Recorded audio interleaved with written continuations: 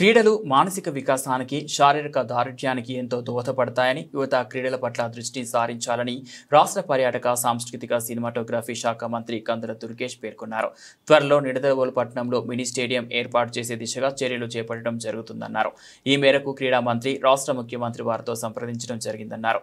కూటమి ప్రభుత్వం ప్రతి నియోజకవర్గంలో ఒక స్టేడియం ఉండాలన్న లక్ష్యంతో ముందుకెళ్తుందని, ఆ మేరకు క్రీడా పాలసీ విధానాన్ని ప్రవేశపెట్టనున్నట్లు మంత్రి తెలిపారు. క్రీడాకారులందరూ క్రీడల పట్ల తమ ప్రతిభ నైపుణ్యాలను ప్రదర్శించి విజయ లక్ష్యాన్ని చేరుకోవాలని మంత్రి కందుల దుర్గేష్ ఈ సందర్భంగా క్రీడాకారులను అభినందించారు.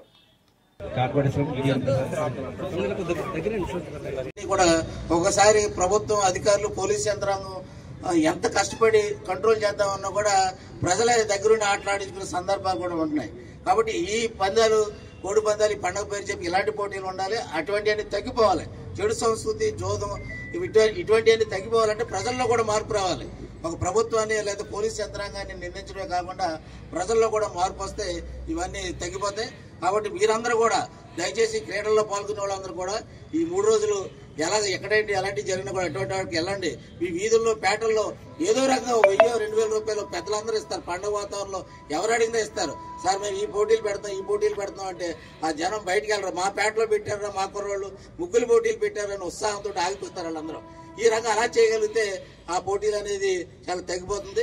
కాబట్టి మనం అందరూ కూడా బాధ్యతగా తీసుకుని క్రీడా పోటీలను నిర్వహించాలని చెప్పేసి మరొకసారి మంత్రి గారికి విజ్ఞప్తి చేసేది ఏంటంటే, మన స్టేడియంని, అలాగే క్రికెట్ స్టేడియంని త్వరలోనే వచ్చేలా చేయాలని చెప్పేసి నేను మనసావాచ కోరుకుంటూ నాకు ఈ అవకాశం ఇచ్చిన అందరికీ కూడా ధన్యవాదాలు తెలియజేస్తాను. పండుగ సందర్భంగా ఒక మంచి కార్యక్రమాన్ని ఏర్పాటు చేసినటువంటి నిడదవోలు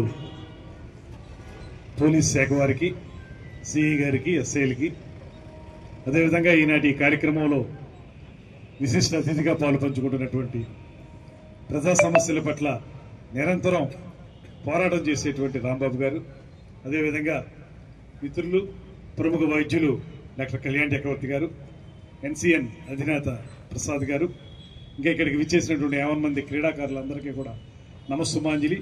అదేవిధంగా ఒకరోజు ముందుగానే అందరికీ కూడా సంక్రాంతి శుభాకాంక్షలు తెలియజేస్తా ఉన్నాను. నిజానికి మొన్న ఎస్ఐ గారు, సిఐ గారు చెప్పినప్పుడు నాకు అనిపించింది, సరైన సమయంలో సరైనటువంటి కార్యక్రమాన్ని నిర్వహిస్తున్నారని. మనకి గ్రామీణ క్రీడలు ప్రధానంగా ఈ వాలీబాల్ కానివ్వండి, కబడ్డీ కానివ్వండి, అదేవిధంగా బాల్ బ్యాడ్మింటన్ కానివ్వండి, ఇవన్నీ గ్రామీణ క్రీడలు. ఇవి రాను రాను ఈ ఆటల మీద శ్రద్ధ తగ్గిపోతున్నటువంటి సందర్భం, ఆసక్తి తగ్గిపోతున్నటువంటి సందర్భాలు మనకు కనపడతా ఉన్నాయి. అందువల్ల పండగల సందర్భంగా వేరే వేరే కార్యక్రమాల్లో పాల్గొనే కంటే కూడా యువత పెడమార్గాన్ని వదిలిపెట్టి సరైనటువంటి మార్గంలోకి రావాలంటే ఇలాంటి క్రీడలు ఎంతగానో దోహదం చేస్తాయని, మరో పక్కన దేహదారుఢ్యానికి కూడా ఇవి చాలా ఉపయోగపడతాయని నమ్మి ఇంత మంచి కార్యక్రమాన్ని ఏర్పాటు చేసినందుకు పోలీసు వారికి మనందరి తరఫున కూడా ప్రత్యేకమైనటువంటి అభినందనలు తెలియజేస్తా ఉన్నాను. ఇది పండగ సందర్భంలో ఇన్ని టీములు, ప్రమాణం 14 టీములు వచ్చాయి అన్నారు.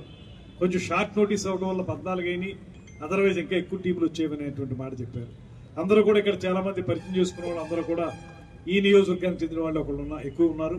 ఒకళ్ళిద్దరు తణుకుకు సంబంధించిన వాళ్ళు ఉన్నారు, కానీ ఎక్కువ మంది ఈ నియోజకవర్గానికి సంబంధించిన వాళ్ళే.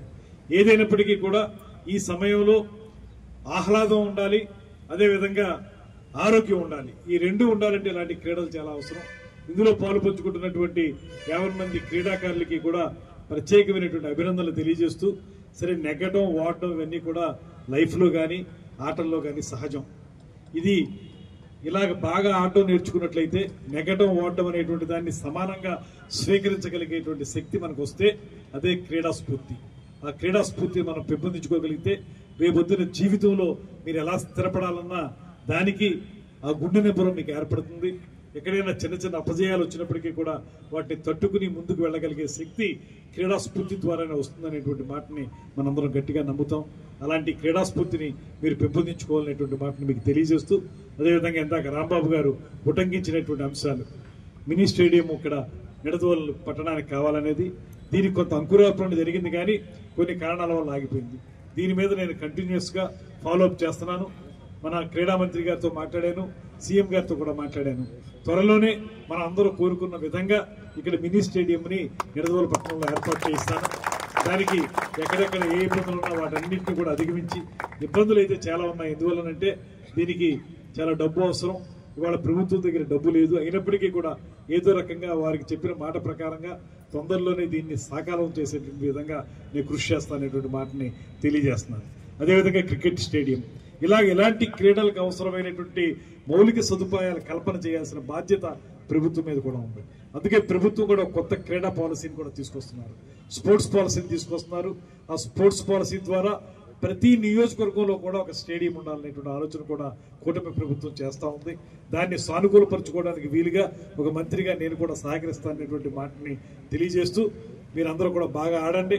ఆడడం ద్వారా పెడదారిలో వెళ్ళిపోతున్నటువంటి యువతకి ఒక మార్గదర్శకంగా మీరందరూ నిలబడాలని, తద్వారా ఆరోగ్యకరమైనటువంటి సమాజాన్ని నిర్మించాలని మనస్ఫూర్తిగా కోరుకుంటూ మీ అందరి వద్ద సెలవు తీసుకుంటున్నాను. నమస్కారం.